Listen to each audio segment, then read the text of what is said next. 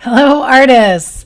I'm here with my studio cat, and we're here to tell you about a clay tool. Whenever I show this to students, they usually say, "Ooh, gross!" This is a clay tool.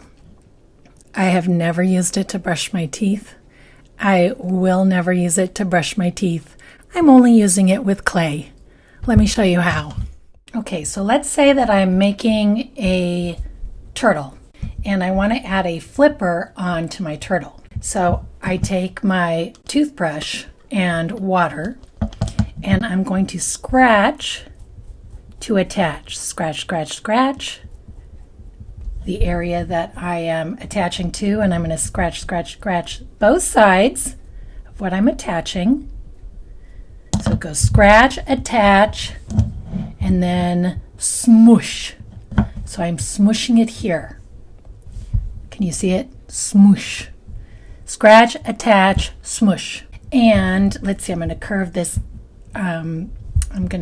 back. Now, if I'm worried at all that this flipper that I've just attached is not going to stay, I can also blend. Scratch, attach, smoosh, and blend. And there it is.